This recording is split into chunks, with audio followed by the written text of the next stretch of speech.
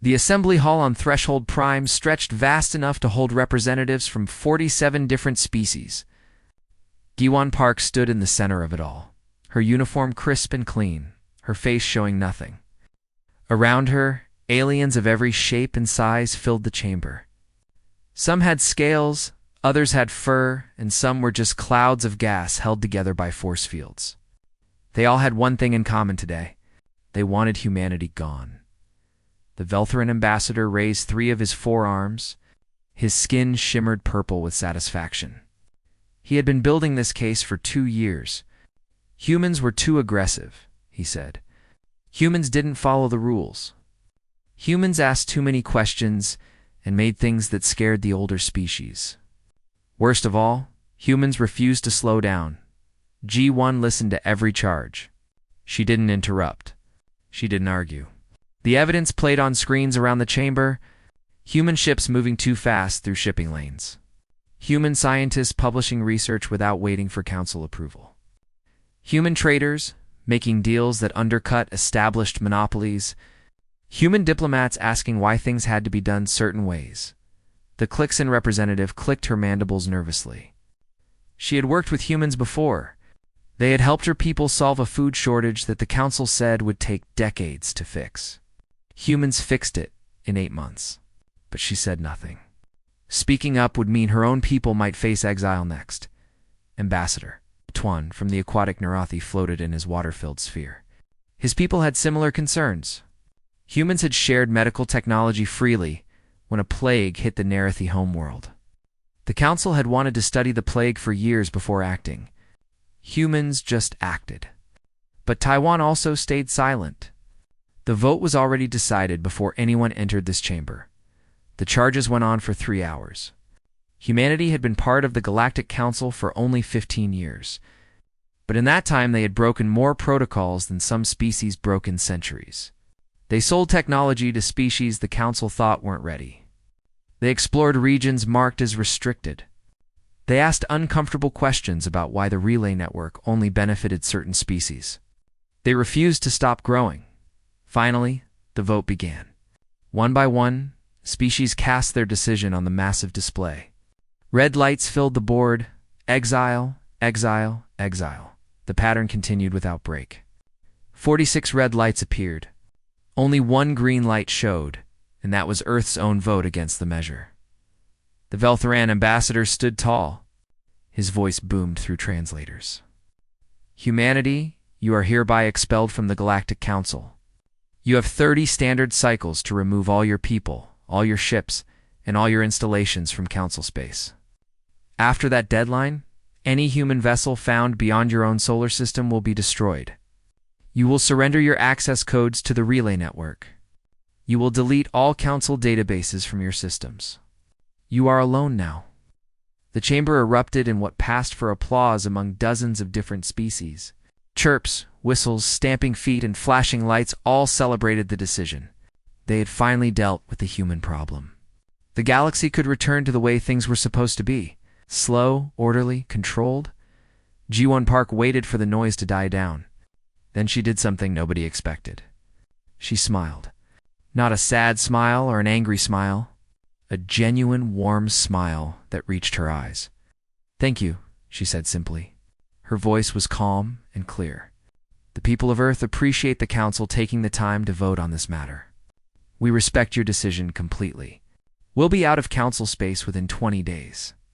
The Veltheran ambassador's skin flickered from purple to orange, which meant confusion. "You're not going to argue? Not going to beg for reconsideration?" Guan shook her head. "No, you've made your position clear. We understand. In fact, this might be the best thing that's happened to us in years." Murmurs spread through the chamber. The council members looked at each other, uncertain. This wasn't how exiles usually reacted. Most species begged.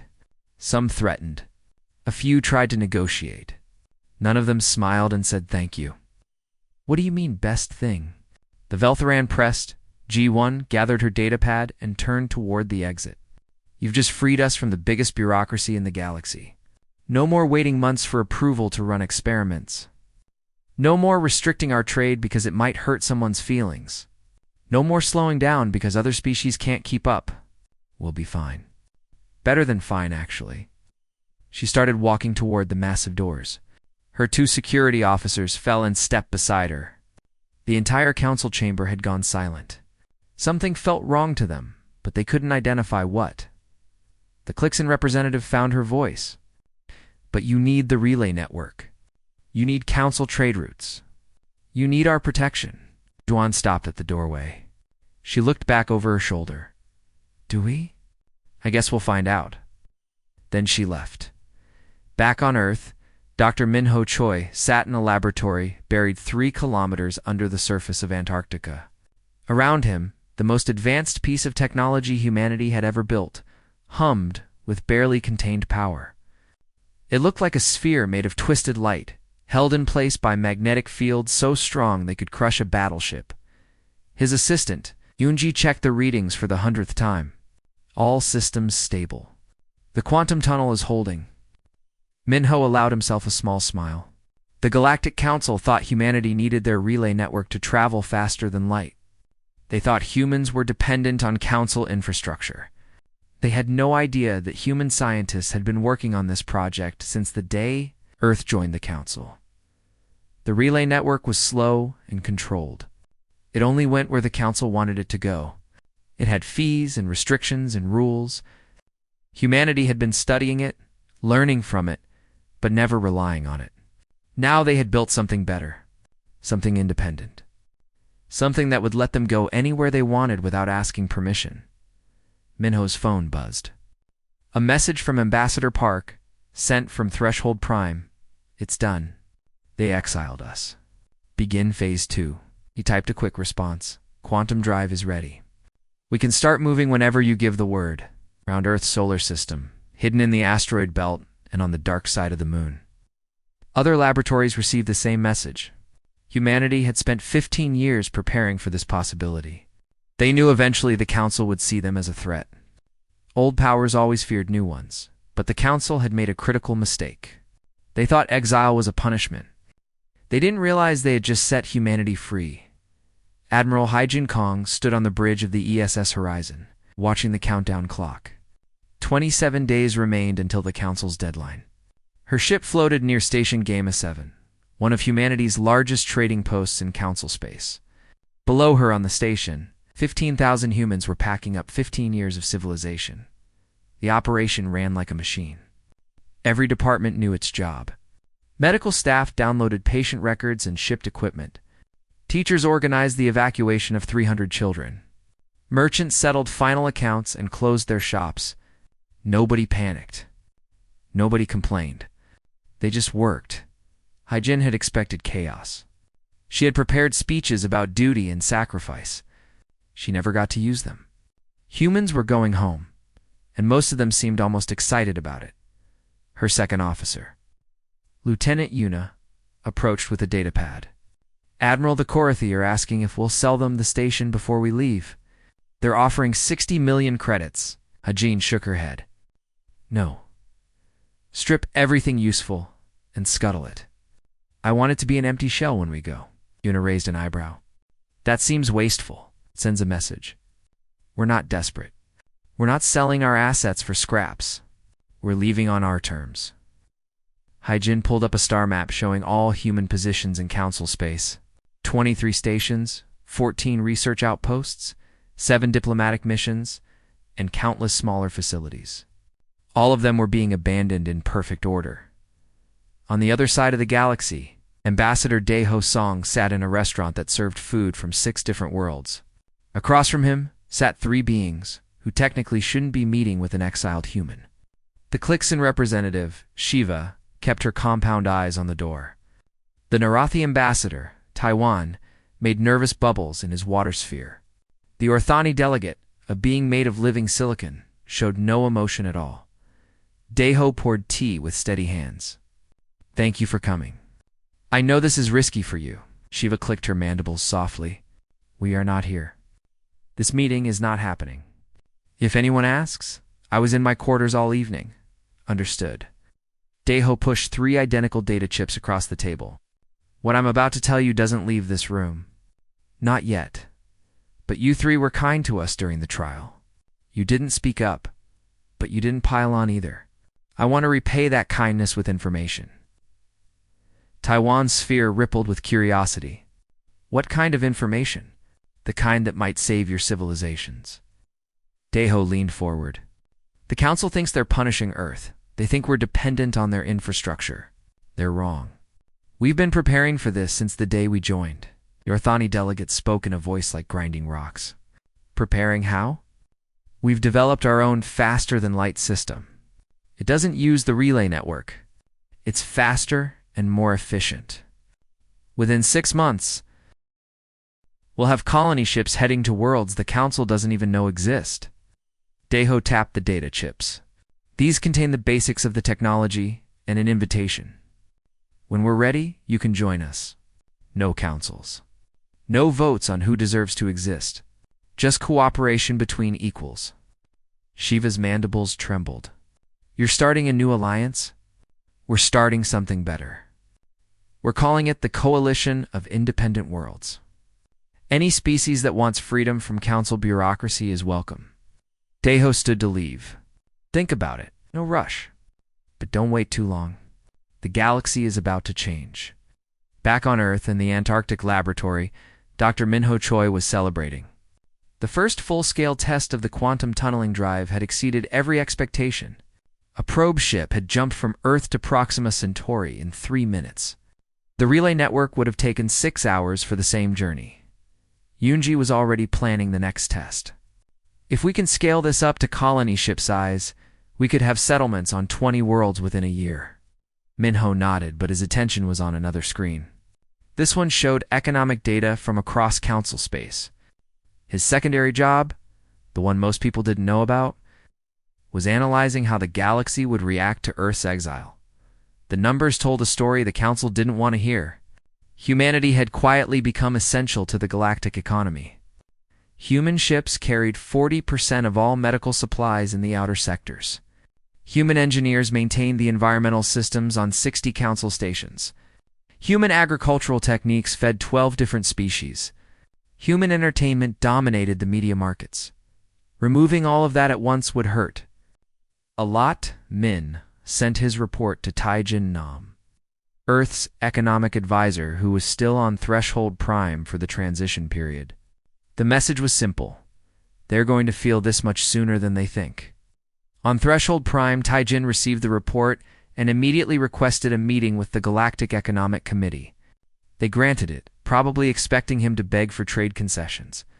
Instead, he handed them Minho's analysis.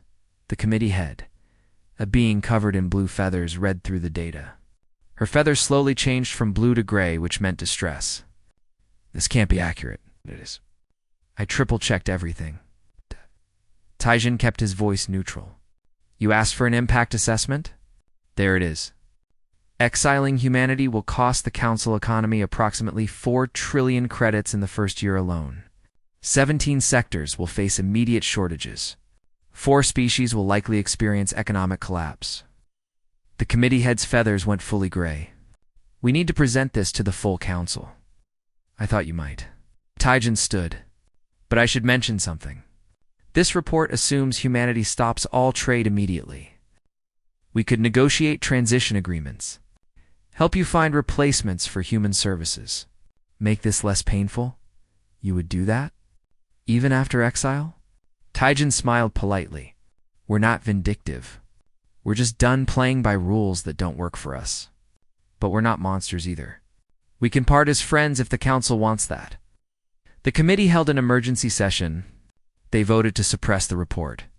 Admitting that humanity was this important would make the council look weak. They decided to handle the economic problems as they came up and hope nobody connected them to the exile. Taijin reported this. Decision to Earth. The government there just nodded. They had expected exactly this response. Meanwhile, Admiral Hai-Jin completed the evacuation of the last major station. Every human in council space was now heading home or already there. The operation had taken 19 days instead of 30. They had beaten the deadline by nearly 2 weeks. The council noticed. Some of them started to worry. Humans weren't supposed to be this organized. Exiled species usually scrambled and panicked.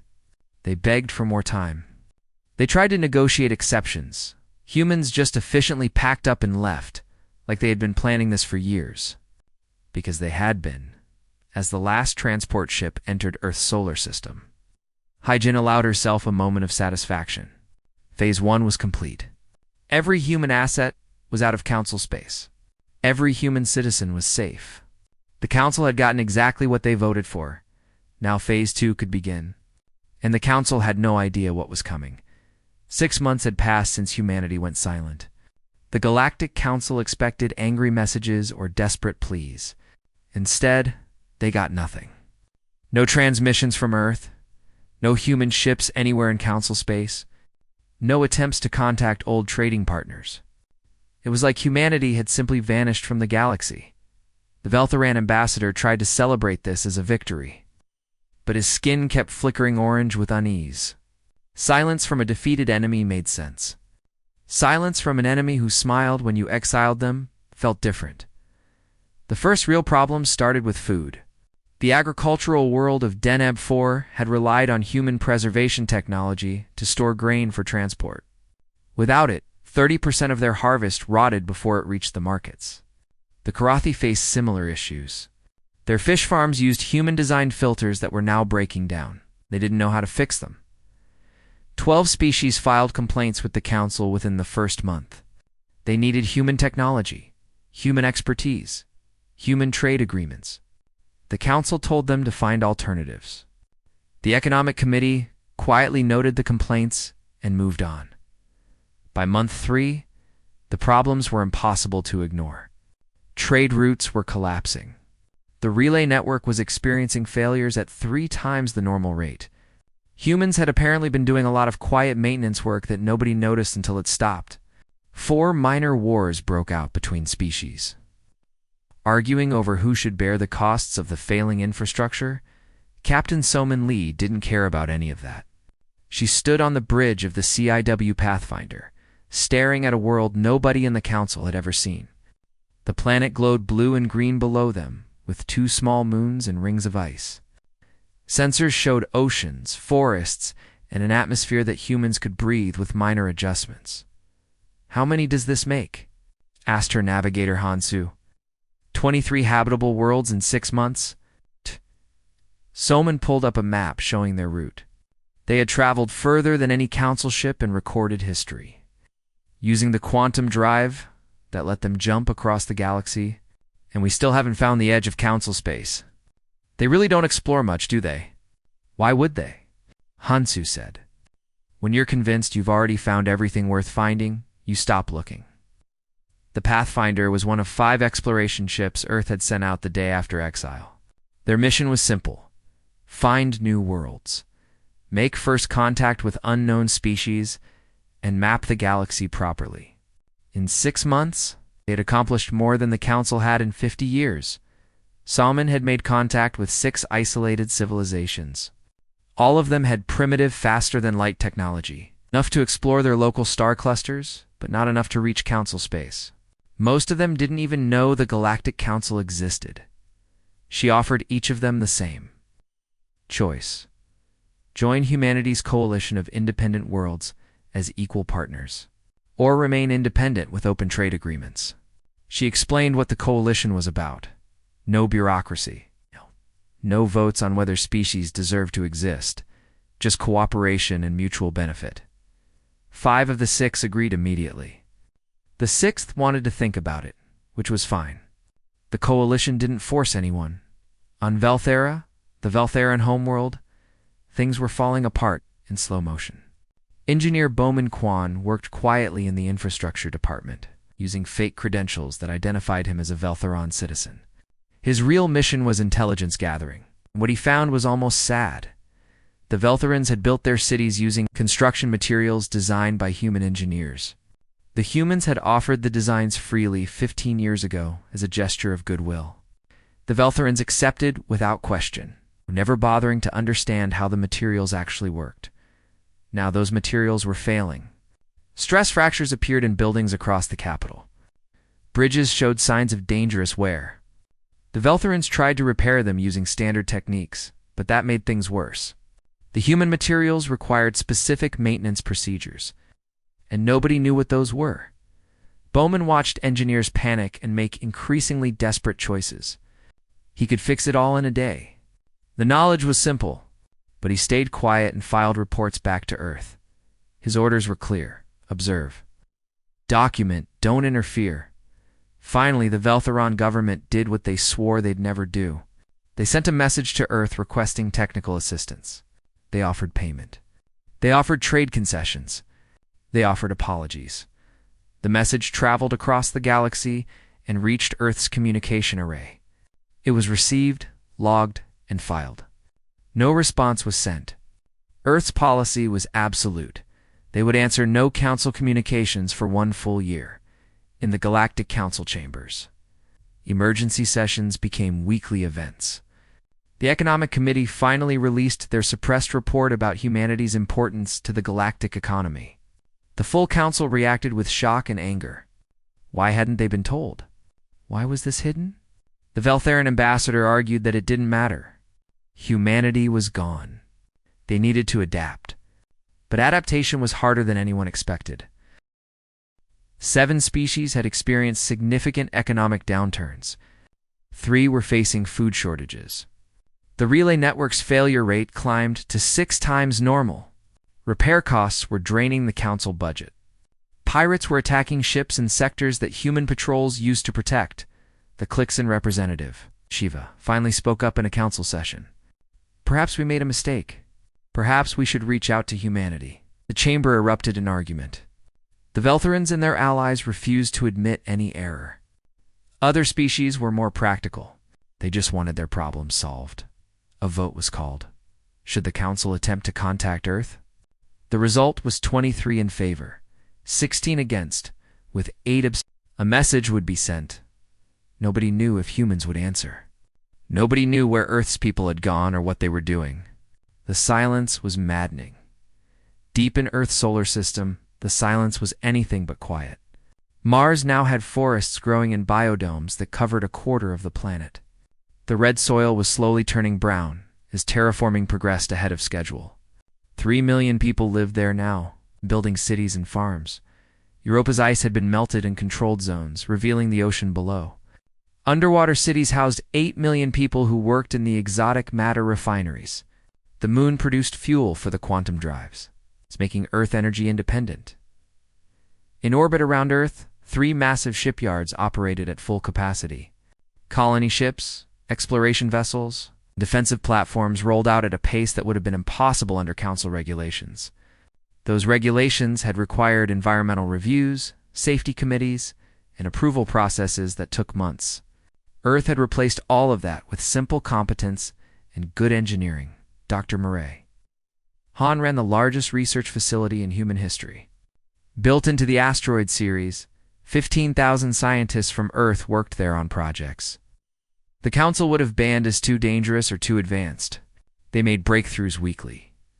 The quantum drive was already being improved.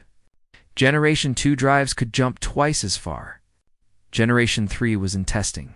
Human ships would soon be able to cross the entire galaxy in days. All of this happened while the council panicked and argued and slowly fell apart.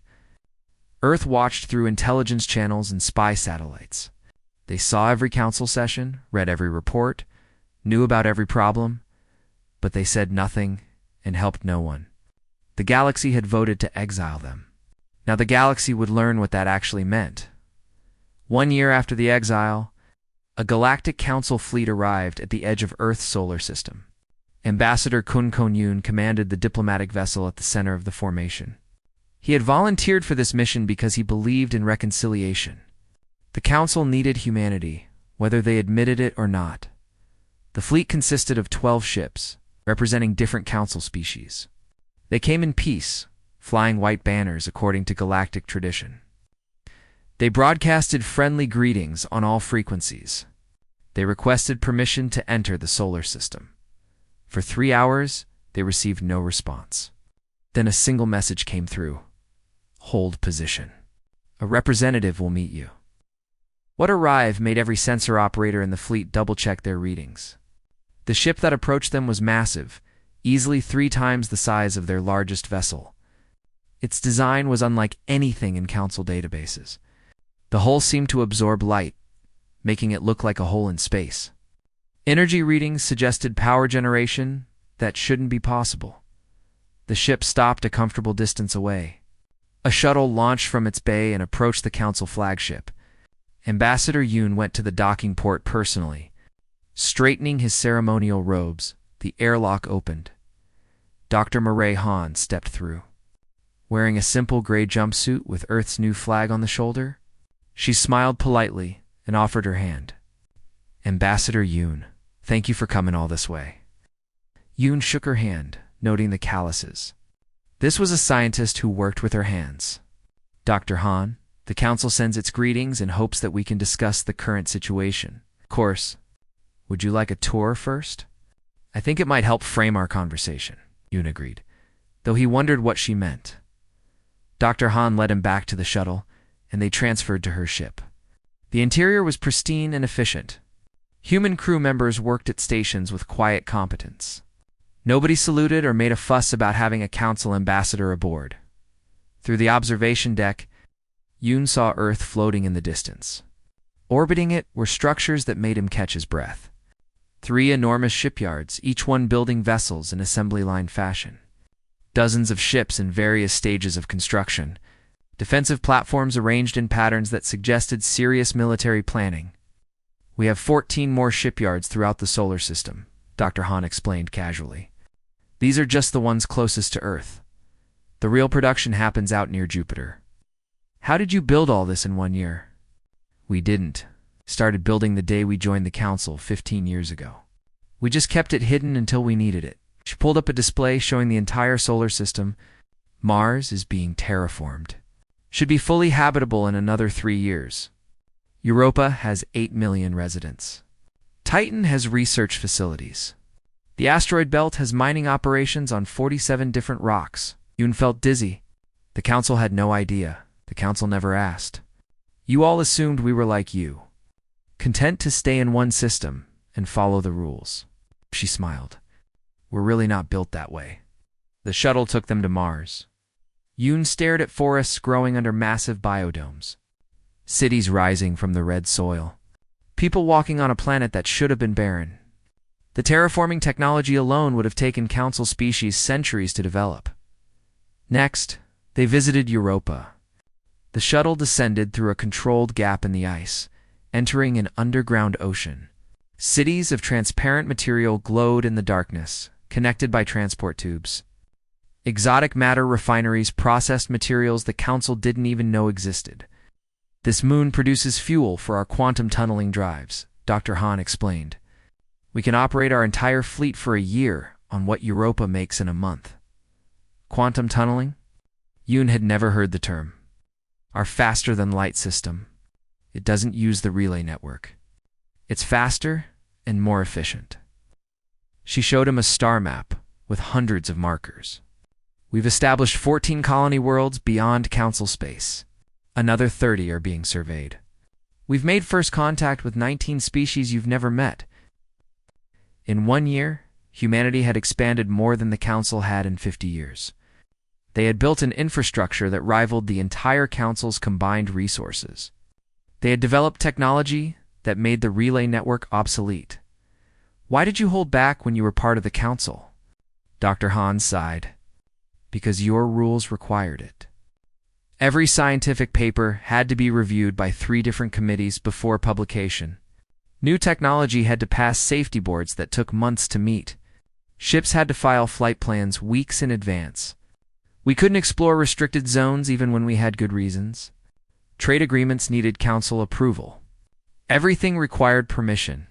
Those rules exist for good reasons. They prevent chaos, prevent progress. They keep older species in control and younger species dependent. She turned to face him fully. We didn't join the Council to be controlled. We joined to be part of something bigger. But you all wanted us to be smaller. They returned to the main ship. In the conference room, Yoon presented the Council's official position. We made a mistake. The Council formally apologizes for the exile. We want to offer humanity full membership again, with a seat on the ruling directorate. You would be recognized as a Tier 1 civilization. You would have access to all Council resources. Dr. Han listened politely. When he finished, she stood and walked to the window. Earth hung there, blue and beautiful. We appreciate the apology. We really do. But the answer is no. No. Yoon stood as well. Dr. Han, please understand what we're offering. This is unprecedented. A species exiled and then invited back at the highest level. I understand perfectly, and I'm telling you that we don't want it. She turned to face him. Ambassador, humanity didn't leave because you exiled us. We left because we finally had an excuse to. The Council was holding us back. Every day we spent following your rules was a day we couldn't be what we're meant to be. And what's that? Unlimited. She pulled up the star map again. In 1 year, we've done more than the Council did in a century. We've explored further, built bigger, discovered more. We've made alliances with species who actually want to cooperate instead of compete. We've created something better. Better than the Galactic Council. Yes, we call it the Coalition of Independent Worlds. No bureaucracy.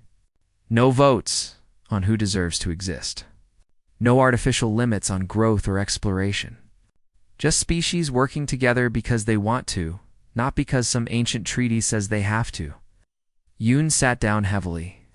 How many species have joined? 29 so far. The 3 who met with Ambassador Song right after the exile, plus 26 others. Most of them are species you've never heard of because they live beyond Council space. A few are former Council members who got tired of the restrictions. Former Council members? Who? Dr. Han handed him a datapad with the list. Yoon scanned it and felt his stomach drop. The Clixin, the Narathi, the Orthani. 5 more species he recognized. They had all withdrawn from the Council in the past 6 months. He thought they were just having internal problems. He didn't realize they were joining humanity. This is a coup, Yoon said quietly. This is an alternative. Nobody's forcing anyone to join us. But we're showing the galaxy that there's another way to live. A better way. She sat across from him. Ambassador, I'm going to broadcast this conversation across the galaxy. Every species will hear it. They'll learn what humanity has built. They'll learn about the Coalition. And they'll have a choice. We're trying to destroy the Council. We're trying to build something new. If the Council falls apart because species choose to leave, that's not our fault. That's yours for making them want to leave. Yoon had one more card to play. The Council won't allow this. We have the military power to stop you. Dr. Han's smile was kind but firm. No, you don't. You have the relay network, which we can shut down anytime we want. Our ships are faster than yours. Our weapons are more advanced. Our defenses are better. We could win a war, but we don't want one. We just want to be left alone to build our future. She stood and offered her hand again. Take this message back to the Council. Join us or don't. Trade with us or don't. We're done asking for permission to be great. The galaxy is big enough for both the Council and the Coalition. But the days of the Council controlling everything are over. Yoon shook her hand numbly and returned to his ship. As the fleet turned to leave, he watched Earth's solar system fade from view. Everything had changed, and the Council didn't even know it yet. 2 years after the exile, the Galactic Council was dying. Not with violence or drama, but with a quiet exodus that grew larger every week. Species simply stopped showing up to Council sessions. They withdrew their ambassadors, pulled their ships from joint operations, and stopped paying their membership fees. The broadcast of Dr. Han's conversation with Ambassador Yoon had spread across the galaxy like fire. Every species heard about humanity's achievements. They learned about the Coalition of Independent Worlds. They saw what was possible when civilizations stopped asking permission and started building. The Council chamber on Threshold Prime looked empty now. Only 18 of the original 47 species still sent representatives. The Veltherans sat in their usual seats, their skin flickering with colors that showed shame and anger. They had led the campaign to exile humanity. Now they watched their alliance crumble. Ambassador Guan Park walked into that chamber wearing the uniform of the Coalition's diplomatic corps. She was no longer just Earth's representative. She spoke for 42 independent species now, all of them united by a simple idea. No one gets to vote on whether you deserve to exist. The remaining council members watched her approach the central platform. Some looked hopeful. Others looked afraid. All of them knew this moment would define the future of galactic civilization. Jiwan didn't waste time with pleasantries. The Coalition of Independent Worlds has sent me here with a proposal. Not a request. Not a negotiation. A statement of how things are going to be. The Veltharan ambassador stood. His name was Thevik, and he had replaced the previous ambassador, who resigned in disgrace. You have no authority here. This is the Galactic Council, and you were exiled.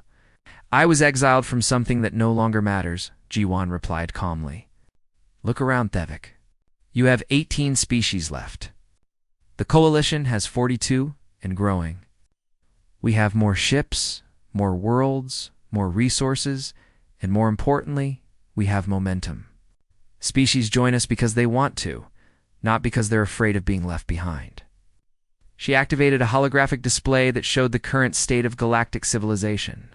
The old Council territories were marked in red, shrinking islands in a sea of blue Coalition space. Trade routes that once connected the Council now led to Coalition worlds. The relay network's coverage area was reduced to a fraction of what it had been. Here's what's going to happen, Jiwan continued. The relay network will be shut down in 6 months. It's old, inefficient, and falling apart. The Coalition will replace it with quantum beacon stations that anyone can use for free. No fees, no access restrictions, no control. You can't shut down the relay network. A representative from the Corathea species stood up. We depend on it. You depend on something we've been maintaining for you, Guan corrected. Human engineers kept that network running for the past 15 years. When we left, the failure rate tripled. You've been patching it with emergency repairs, but you don't actually know how it works. We do. And we're done fixing your infrastructure for free. She pulled up another display showing the Coalition's beacon network. It already covered most of the galaxy, with gaps only in the deepest Council territories. Our beacons are better, faster, more reliable, and they don't require a massive bureaucracy to operate. Any ship can use them. Any species can build them if they want. We're providing the plans for free. The chamber erupted in arguments. Some species wanted to know how to join the Coalition. Others argued about maintaining Council independence. The Veltharans demanded that the Council take military action to stop this takeover. General, Gunhobei's image appeared on the display. He commanded the Coalition. Defense fleet from his flagship high above threshold. Prime. Nobody in the Council had. Notice the 50 Coalition ships surrounding the planet until this moment. Isn't a takeover, Junho said, his voice filling the chamber.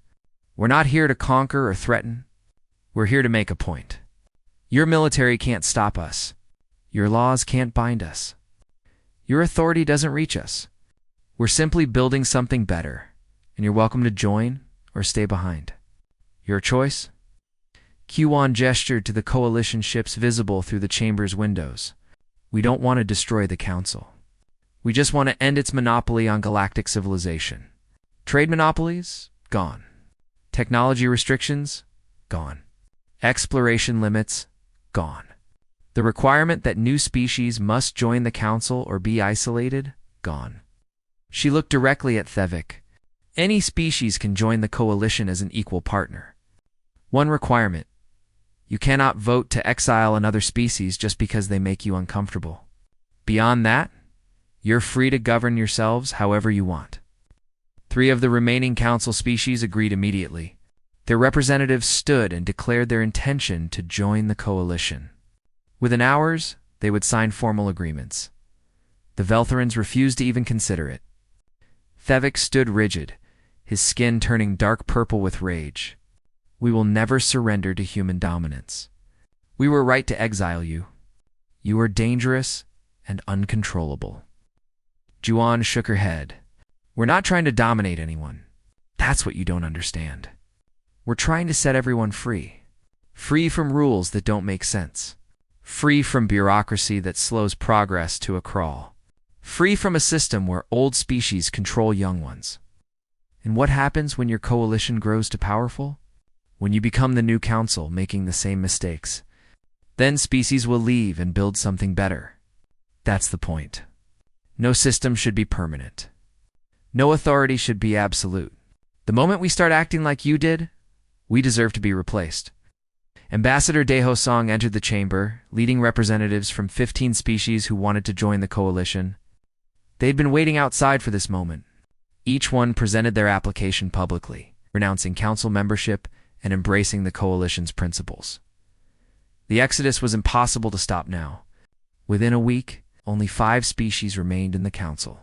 The Veltharans and 4 allies, too proud to admit their mistake. On Earth, Dr. Minho Choi and Dr. Murray Han stood in their laboratory on New Terra, humanity's first extrasolar colony. The planet orbited a yellow star 60 light-years from Earth. With oceans warmer than Earth's and forests filled with strange but beautiful life, they worked alongside scientists from 20 different species. A Clixon researcher studied plant samples with her precise mandibles. A Nerethi biologist examined water chemistry in a tank built for aquatic work. An Orthani physicist calculated energy patterns on a quantum computer made of living crystal. Nobody wore a rank insignia. Nobody pulled authority based on species or seniority. They just worked together, sharing ideas and building on each other's discoveries. In 6 months, this laboratory had made breakthroughs that would have taken the council decades. Dr. Han received a message from an old colleague who still lived in former council space. It read, "You've built what we always claimed we wanted. How did you do it?" She thought about the question for a long time. Then she wrote back, "We stopped asking for permission to be great. We stopped letting fear of the new control our future. We stopped treating growth as dangerous and started treating it as necessary. Most importantly, we stopped believing that civilization requires someone to be in charge of everyone else." The message ended with an invitation to visit New Terra and see for herself. 5 years after the exile, the Veltharans finally gave up their pride. They sent a formal application to join the coalition, along with an apology to humanity for their role in the exile. The coalition accepted them without hesitation and without gloating. The Galactic Council dissolved itself in a quiet ceremony. The remaining species admitted that the old system had failed. They transferred all council assets to the coalition and joined as equal members. Giwan Park stood on the observation deck of the coalition headquarters. Built on a station orbiting New Terra, she watched ships from 50 different species coming and going, trading freely, exploring together, building a future nobody could have imagined 3 years ago. Humans had been exiled for being too ambitious, too creative, too unwilling to accept limits. The galaxy thought it was punishing them. Instead, it had freed them to become exactly what they were always meant to be, unlimited, and in becoming unlimited themselves, they had shown the galaxy how to break its own chains. The old order was gone. Something better had taken its place. Not perfect, but better. And when it stopped being better, something new would replace it too. That was the real lesson.